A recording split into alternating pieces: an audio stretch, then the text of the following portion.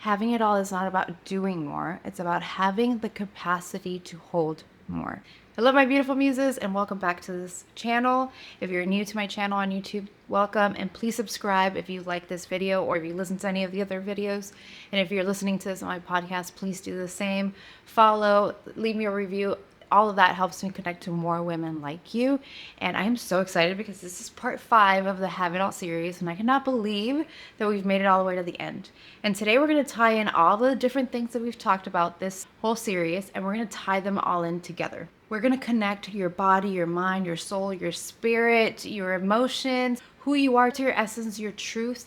And by the end of this episode, you're going to understand what it really means to bring it all: your mind, your body, your soul, your emotions, your spirit, your desires, your standards, bringing it all without abandoning yourself and without burnout. Because I truly believe that emotions are our keys, or as women, I truly believe that our emotions are the keys for us to increase this capacity to really have the life that we want, to really hold it all, to hold the vision of what it is that we want, the desires that we want, and be able to do it on a daily basis without feeling exhausted, depleted, or like we have to sacrifice one thing or the other. Sometimes we get into these moods where we're like, I could have the career, but I can't have the babies or the man, or I could only do the family thing, and then my career will suffer. I'll get to that once the kids are bigger or older, or maybe I can only have a nice body, and then I can't have the career that I want. We could have it all. I'm here to tell you, we are capable human beings. We are actually superheroes. Okay, women are the most amazing humans to ever walk on this planet. We are able and have the ability every single day to have all of our emotions and all the different thoughts all interconnected all the time, whether it's what your friend said yesterday, you're remembering to do this is that connected over there, and your husband needs that over there. We are a superhero. We could do it all. So why not have it all? And the only key part of this that's missing for a lot of us is not knowing how to increase our capacity in a way that feels good. If you're a high achieving woman, if you're an entrepreneur, if you're a successful woman, we feel like there's always something we are chasing. There's always something that we need to do in order to get. I need to heal to feel better. I need to heal to do better. I need to look like this to be better. I need to lose 10 pounds to be better. None of that's actually true or necessary. We just need to increase our capacity in how we hold the things that really are truly important to us. Healing is actually pretty simple. Healing, in essence, all it is understanding what our pain is, having awareness around it, and then changing the behavior that has hurt us. Our pain from our past, we can't change. That's there, it happened to us, we can't change that. The behaviors and the patterns that we adopted because of the pain that we suffered is what needs the awareness. It's what needs that love, that attention, and that nurturance. And then we just choose different behavior. That's how simple healing is. We've kind of created this thing in society where we think like, I need to heal in order to be perfect, or in order to become a mother, in order to be successful, in order to make 100K months or years, or whatever it is, whatever you put in there, whatever you think you need to have. And what is it that's stopping you? What is it that you have said to yourself, I can't do that until, because it's a lie. I'm here to tell you whatever that is, it's a lie. It's something you've been telling yourself because it's what keeps you safe. It's what lets your mind kind of stay safe, stay in the background. You know, you don't really show up. You don't really do the things you say you're going to do because you've stayed stuck there. And so today we're going to start with a few things that I do, things that I've seen women do often. And the very first thing, I want us to really tune into self-trust and the ability to show up for ourselves every single day. And I'm going to keep this real simple. It's helped me, and I think it helps a lot of women when they practice it. Before I actually get into this video, I want us to all, as women right now, decide I'm going to listen to this video with all the discernment in my body and in my mind. If you haven't listened to my last video on discernment or any of the past videos, go watch that as well after this or before this. But if something doesn't land for you on this video, if something doesn't stick for you, if you're like, I tried that before, or I don't want to try that, that sounds like it's not for me or whatever, toss it. I'm not here to give you a blueprint. The blueprint's within you. I'm here to tell you all the things that I've seen other women, many other women, struggle with, and what you've struggled with and what I've struggled with, because they're all the same. When we really open up and are very vulnerable about that, when we share emotions, we realize that we're all the same. And then I want you, with your discernment and with your power, not my power, to make the decision of, damn, that really hits. Damn, that resonates. I'm going to try that. I'm going to apply that. And if you could take even one thing from this video, it's going to shift how much capacity you have overall, period. I promise you that much, because that's how I've increased my capacity. It wasn't one video, one woman, one serious, one thing. It's been all the different things that I've chosen to do, the people I've worked with, the therapy. I have gone to so many different therapists. I have done so many different things. Not one person. I've done plant medicine. I mean, anything you can think of, I've done, because I'm like, I'm going to go heal and I'm going to do all the things. And it's helped, but I realized like they were just all keys that gave me the power to unlock my own capacity within myself. And so these are important. Having help, having tools, having mentors are important, but it's all within you. Nothing I have, you don't have. We all have it. If I can do it, you can do it. Trust me. If you don't know anything about my story, I grew up with a mom that was super emotionally unaware, unavailable, kind of narcissistic behavior. My dad was an alcoholic, drug addict, drug dealer in Miami in the 80s. I grew up having a lot of money, no money, like just all over the place. My dad died when I was 18, but before that, he wasn't really in the picture. I was raised with my stepdad that was also in and out. I saw really toxic relationships. My mom was super emotionally toxic to me. And I'm here speaking on emotions because it's the one thing I struggled with. And trust me, emotional clarity, groundness, stability, all those things were all a few years ago, 6, 7 years ago, were something so foreign to me. I'm Hispanic, I'm Latina. I was born fiery. I was born with like fire in me, okay? Like, I remember my ex-father-in-law when I was married previously, he used to say I was like a fast little gun trigger. He's like, you're just like so easy to just get triggered and like fire off. I didn't feel like that. I felt like I was holding so much and then eventually I would blow up. What I didn't know at the time was I had the power within me all along. I just chose to never tap into my power. I let everyone else walk all over me. I let people please. I did all these things and then I would blow up and I thought, now I'm powerful. I yelled at that person and I never felt good about myself. So that didn't work. So when I sit here and I tell you all these things, know that it comes from trial and error, from so many times of me just being emotionally unaware, emotionally explosive, emotionally fatigued, emotionally drained, emotionally tired, emotionally feeling exhausted, depressed, anxious, all these different things. And I realized like that is not the life that I'm on this planet to have. God did not create me to feel this way. And so I had to learn to tap into my power and to increase my capacity. And so without further ado, let's get into the very first part. Like I said, it's going to be self-trust. And we're going to talk about little things you could do. And these 3 things that I do daily, and you could start today or you could just pick one or pick the 3 of them, whatever you want. I show up for myself every single day, mind, body, and spirit. And mind, I feed my mind good things. Like I said, I had a very crazy childhood, crazy parents that weren't emotionally stable, loving, and none of the things. I didn't have anything that I really needed growing up. And so my mind is going to always protect me. That is what my mind is here for. And so it's going to create all these stories and it's going to create all these different things in order to keep me safe. And so if I don't fuel my mind daily with something positive, whether that's a short little thing I read on Pinterest or a good quote that comes to mind, or I read a book, or I listen, this is my favorite part and I do this every single time I actually work out also, which is the body part. We'll get to that in a second.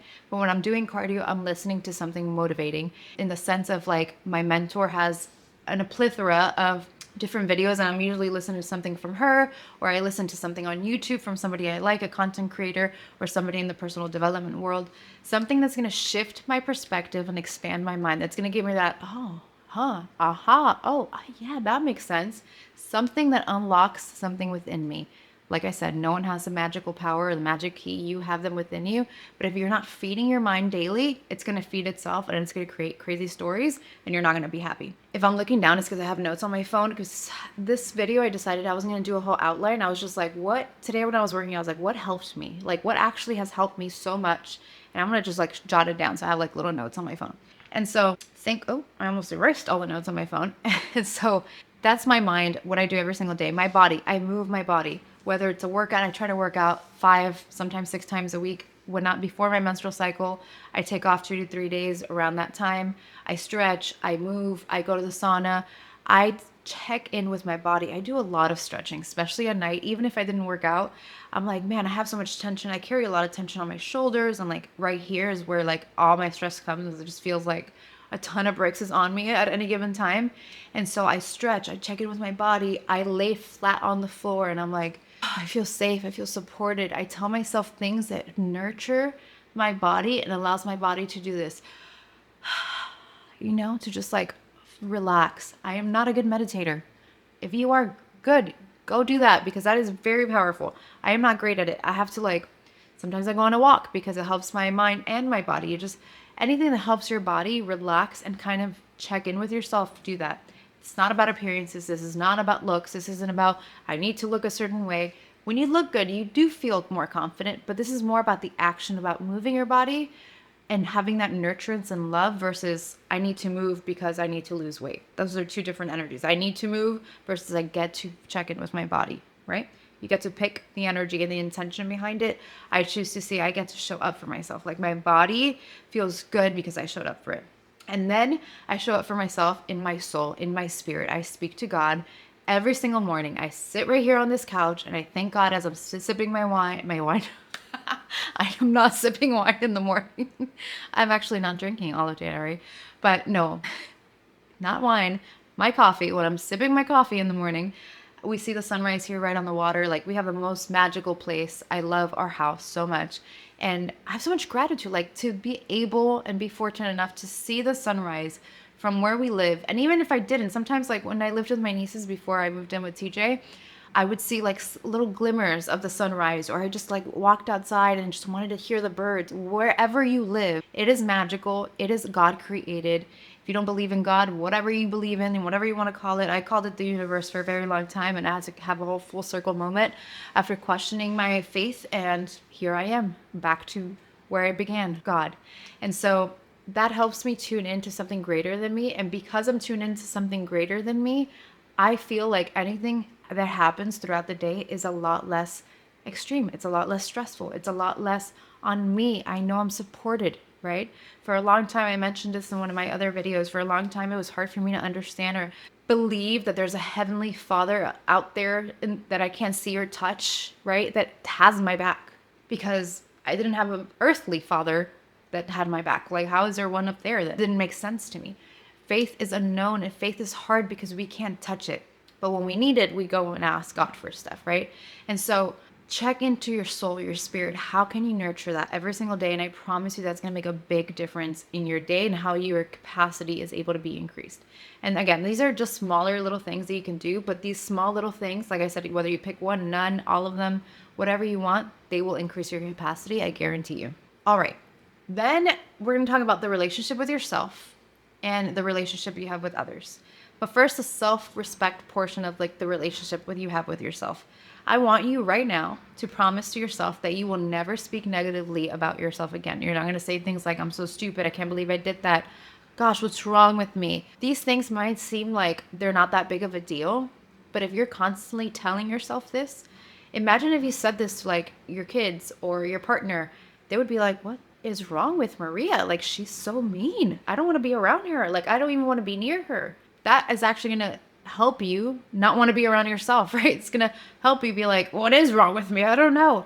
It's not going to increase your capacity. It's not going to help you have it all your desires, all the things that you want. It's going to force you to want to repel yourself. There's going to be some form of disgust and hatred you're going to start building within yourself if you speak poorly about yourself. I, on the other hand, like I just said, I'm not drinking this month. And it wasn't like, I'm just going to like stop drinking because I'm extreme and I'm going to give myself these goals. And like, I don't do things in like masculine energy when it comes to like goal setting or anything like that anymore. I'm so much in my feminine magnetic energy that I was like, I'm going to devote the next 30 days to really taking care of my body and nurturing myself because I deserve it. And guess what? Yesterday I was journaling and I was like, my gosh, it was like today's the 30th. So yesterday was the 29th. And I was like, I am so proud of you, Maria. I write letters to myself. But things that I've never had growing up, no one ever told me that they were proud of me. I never had that. I didn't have that in my friendships before. I didn't have that in my past marriage before. But I didn't have that before because I didn't give it to myself.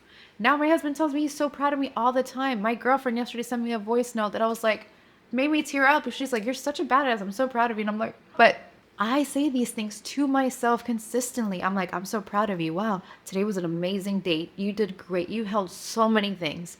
You were a great stepmom. You were a great wife. You were a great business owner. You were great to your clients. You were great to the women that you spoke to. Like, I speak life into me, okay? And that's going to take me to my next topic here is, if you don't speak poorly about yourself, you won't want to speak poorly about other people. And here's the thing, you can have difficult people in your life and you can share what happened with those difficult people, with the ones you love and the ones that you trust. That is different. Sharing your experience about somebody is different than just tearing somebody's character down and making them seem so terrible, like talking poorly about them, talking like just evil things about them. There is a big difference. And here's what I noticed within myself, because I've done this plenty, don't worry. Like, there's plenty of people I've talked about in the past, and I never felt good about myself. And I guess I did feel good talking about them, but it didn't make me feel better about myself. And so what I realize now, even the people that trigger me or that like annoy me, there's something there that needs to be looked at a little deeper. I actually had a big aha moment with somebody in my life recently that I was like, whoa, this person really triggers me and really annoys me, and I have so much anger towards them because it's a past version of me. And how I got to this was because I was like, wait, this person has no mother effing idea how crazy I am, how spicy I've been, and like, sure, I'm a refined version of myself, but don't make me go back there. I'm a crazy Latina from Miami. Like, you don't want that version of me, right? And so as I was saying that, I was like, ew, yes, that's who I've been. And that's also who that person is. And so no wonder that person triggers me so much. And so I realized that what I needed in order to let go of that anger and that trigger was to accept and see that shameful part of me from the past that I'm still embarrassed about. This is a very vulnerable thing I'm sharing with you guys, but it's not something fun that I look back and I'm like, ooh, I was such a crazy girl. I love the old version of me. No, that old, broken, painful life that I had was not nice for me. It wasn't nice to anyone around me. I wasn't nice. I cheated on people in the past. I was rude to people. I was explosive. I held things in. I just wanted people around me because it made me feel better. If people around me had a messier life, it made me feel like I was less messy. I didn't want people that were better than me or were doing better than me around me. I needed people to keep me feeling big because I felt so small. And so there's so much shame that I had around that. And I realized that that's the only reason I would talk about people. And when I let go of the negative self-talk and the talking about other people, guess what? I increased my capacity by so much. There was so much more room for love, for people that are actually aligned to me now, that actually are on my same wavelength, on my same frequency. I broke up with the things that just did not belong in my life anymore. Which takes me to my next topic here, is taking ownership and repairing the things that you have broken in your life. When we do this, we become super powerful. Our capacity to love, to accept others increases when we can take ownership on our end and what we could have done better. There's plenty of times, like even last night, I'll give you this example. So TJ is a little bit older than me, and he has an amazing body. My husband's so hot. TJ's my husband, and I love him to death, and he looks great. My husband also loves to eat burgers and drink Coke and has beers, and I don't know, he eats like a 20-something-year-old sometimes, and his body is getting older, and his body's like yelling at him, and he has high blood pressure and all these things. And I've kindly, lovingly have been like, all right, we got to fix this. And he's on my same page. But yesterday, for whatever reason, we're having dinner, and I asked him what he had for lunch, and he tells me barbecue, and it infuriated me. Because I'm like, do you want to die? Like, what is wrong with you? Don't eat barbecue. Like, why would you do that? So it frustrated me, and I was like very condescending, and I was like, are we making good choices for our high blood pressure that we have? At the moment, I didn't realize it was condescending. And he was like, I would like to be talked to like an adult. Not like I don't know how to make decisions. I was just busy. It was like the middle of the day. I was running around, blah, blah, blah. But then I got angry, and I was like, no, I need you to not die on me. Like, I got really frustrated because the bigger pain there was like, I don't want him to like not be healthy, right? But he was like, this doesn't make me feel respected. We've already gotten to a point in our relationship where we tell each other like, this makes me feel. And I had to go take a break. I went to go shower. As I was showering, I was still really mad. I was like, this man keeps eating barbecue or friggin' burgers for lunch. I'm gonna friggin' capture him and put him in a friggin' dungeon for 30 days and detox his ass. And I was like, Maria, all right, no, calm down, breathe, take a moment. He said, I listened back, and I was like, he said he felt disrespected. I didn't feel like I disrespected him. If anything, I'm trying to save his life, like, obviously, I was like, what's wrong with him? But I was like, no, okay, he feels disrespected. What did I say? Let me go back. And I was like, ooh, that question of are we making good choices sounds a little condescending. And so I came down, and actually Avery, my stepdaughter, listened to the whole thing. And I came down and I was like, hey, I'm sorry that came off super condescending. I could see how it was disrespectful. That was not my intention. I'm sorry to make you feel that way. I said, I need you to be here for at least another 50 years. So we need to be here. Like, life without you doesn't mean anything to me. So I need you here, babe. And he goes, there's my wife. He's like, that's what I needed. I needed a pull, not a push. And we hugged, we kissed. Avery's like, group hug, like she could see it. And I love that she saw that interaction because I wasn't the kindest when I felt triggered and annoyed that he wasn't eating healthy. And this is a small example, right? That we've had big arguments, big tension, right? And at some point, one of us or both of us has to be like, usually both of us, because if there's a fight, you both had something to do. That's four people, but you both had something to do with it. It wasn't one-sided. So you have to be emotionally mature enough to say, oh, I could have done that better. And it doesn't make you a bad guy. It doesn't make you like, oh, I can't believe I said that to him. I'm so terrible. You're not going to go down that loophole. I am human. I'm going to feel, I'm going to react, and then I can get to go back and say, oops, didn't mean to do that. There's times that I don't react and I actually sit with my emotions, and most of the time I do that. But there's times that I still react. I'm only human. I'm not perfect, right? Here's what I also realized as women and how we can continue to always increase our capacity is learning how much truth can we hold about ourselves without spiraling and without feeling like there's something broken in us, and instead just choosing different, choosing better, being like, that wasn't a pretty version of me, I shouldn't have said it that way. Ownership, respect, self-respect, and respect for others. What a concept, right? Sometimes, like, I didn't have this for such a long time, so when I say that, I was being sarcastic, but also, yeah, what a concept. To have so much self-respect that you have respect for others and you own your mistakes. You realize that no one in life is good or bad unless they're like an actual serial killer or a dictator or something. For the most part, even those people have like broken pieces in them. There's something that broke within them at some point, and they just never got to hold the mirror up. They never got to reflect. When you're able to do that, another skill that you're also able to develop is holding the duality of life. Nothing is going to be perfect 100% of the time, and nothing is bad 100% of the time. If you're able to hold the two, you will increase your capacity so much. Let's say there's a day where you wake up, you stub your toe, first thing in the morning, you spill your coffee all over yourself, but that same day later on, you get the best news of your life, that you got the job that you wanted, the client that you wanted, your husband or your boyfriend proposed, whatever it is. Would those great things not overshadow the stubbing of the toe and the coffee all over you? That's how I want you to picture life. It's like, because there was a moment or something that happened that didn't feel good, doesn't mean that great things can't be coming towards you. Whether it's that day or the next day, it's holding the duality of the two. I hate using the term bad day because I truly don't believe that a thing that happened in the day, a moment in the day, makes the whole day terrible, makes the whole day crap. That's impossible. It's your perception of it. It's how you decide to deal and view that makes it bad. If one thing happens in your day and you just like say, well, it's all crap, that's not true, right? You can hold the truth. You can even wake up sad and be the happiest by the end of the day. The two things can exist. They will exist.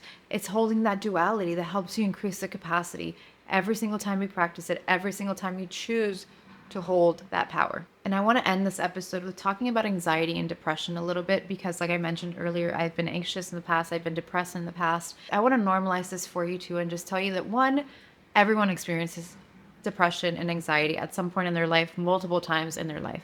That is something completely normal. If you're experiencing this or you're stuck in one of these, there's nothing wrong with you. There's not something you need to go fix. These are symptoms. Prescriptions and drugs, like from doctors, they prescribe things for symptoms, right? They don't actually diagnose unless you go to a specialist or unless you go to a psychiatrist or a psychologist and you get in deeper, right? Or unless you get in deeper into why you're feeling these ways. Most of the things that we do are here to just band-aid the symptoms and not get down to the core. I'm going to really simplify what anxiety is for you, and you're going to be like, whoa, okay, so next time I feel anxious, I'm just going to realize that it's this. Anxiety means you're living in fear. Usually fear of the future, something that has not happened yet and probably will never happen. But if you are anxious, you are living in fear. Fear of what? That is for you to fill in. When you start to feel stressed, overwhelmed, all that, that is anxiety. Ask yourself, what am I fearing right here? What am I fearing? Because I know that when I'm overwhelmed and I'm feeling like 1,000 things are on top of me, my biggest fear is that I won't be able to do it all. That is my biggest fear, is that I'm going to drop something, and then I'm going to drop being a good wife, or I'm going to drop my body and it's going to gain 20 pounds, or I'm going to drop my hormones. I'm going to be unhealthy. I'm going to drop my eating. I'm going to drop one of these 1,000 things that I have floating around because I love to do it all and have it all. And my fear and my anxiety is that I'm going to drop something and then it's all going to go to shit. And that's just not true. Those are stories. That hasn't even happened. I'm fearing and I'm having anxiety over something that has not happened and probably will never happen, because the more I increase my capacity to hold it all, I can. And also, if I do drop it, if one of these things drop, I also have the capacity to get it back. Because if I look back at any of my past, I have done that already. I freaking have a failure of marriage. I've gained 25 pounds in 2 months. I have dropped my eating habits. I have dropped my hormone. I've dropped plenty in the past. And I was like, oopsie, let me pick that back up. I need to do better. So even if at this point in my life, I am capable of dropping one of those, can I not handle it? Freaking course I can. So the anxiety is kind of ridiculous. And depression. Let's talk about depression for a second. Depression means you're living in the past. You can't be depressed at something that's happening right now, and you can't be depressed at something that's happening in the future. Depression is a loop that you keep replaying in your head of a painful experience that you've had in the past. Not right now, but in the past. So if you're depressed, you're depressed and you feel like, oh, I'm just not getting anywhere in life, just haven't done anything with my life. That's not true right now. And today, right, like in this present moment, because you could do something about it right now. And it's not true for the future, because future you has not done the things yet. But it's true that you haven't in the past. It's true that maybe you've stopped yourself in whatever area of life that you feel stuck and depressed on. That's true. But if you're depressed, you're living back here. You're living in the past. And I'm here to tell you again, the past does not matter. I have a turbulent past. Like, my past is not that pretty at all. It does not dictate who I am today. And it's funny because I grew up Latina and Hispanic, and I was watching a comedian the other day, something Hernandez, I can't remember the kid's name, but he was like, I told my Hispanic parents I'm depressed, and they're like, oh, you think you're depressed? You want to talk about depression? I should be depressed. And I'm not depressed because I was an immigrant and I came from here and there, whatever. And it makes me laugh, but it's also so true, because it makes me laugh because Hispanics and Latinos are like notorious for like not caring about emotions and like just numbing and suppressing them. But what they're saying has a little bit of truth. It's like, does depression actually exist in this moment right now? No, it's not real. Depression is not real. You can't be stuck and sad about something that happened in the past, because you get to choose something different today, and it hasn't happened in the future. And so depression in some way is just this like ghost that's haunting you from the past that you get to just like break up with and be like, no, thank you. We're not living back there. We're going to make a different choice today and every single day. And we're going to let go of that. We're going to release that, because your desires are in the forefront of your brain and of your life every single day. And so actually I said I was going to end it with the depression and anxiety. I'm going to end it with this instead. Your desires need to be so clear, so crystal clear on a daily basis, even if they shapeshift, change, look different in a few months, a few years, a few days. Your desires need to be what motivates you and inspires you every single day. If not, you will get stuck in anxiety and you will get stuck in depression.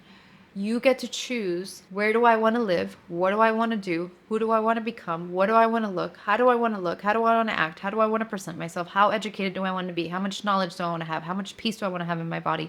You get to choose all these different things and get so crystal clear on it that that's the only thing that you can think of. And then you go back to the beginning of this video and you show up for yourself every single day, mind, body, soul, and you make movements and choices. And the moment that life hits you, because like last year I felt like I got freaking kicked off a cliff because I just had like all the things happening all at once, great and not so great, and all the things. I had to realize, like, this is what I want though.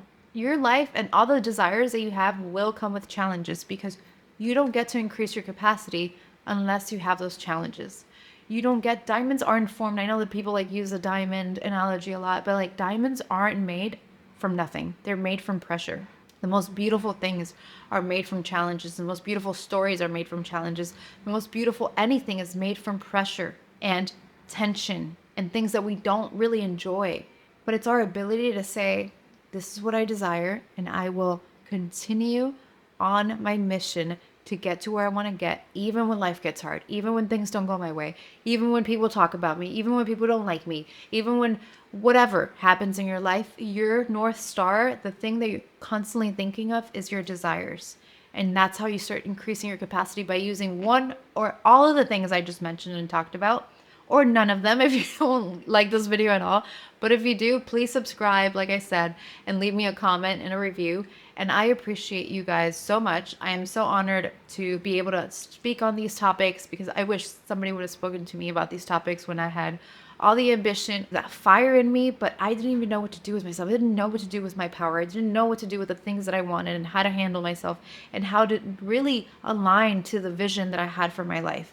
And so I will be back next week. Don't you worry, but the series is done now, and we will move on to other topics. I appreciate, again, every single one of you, and I'll see you guys soon.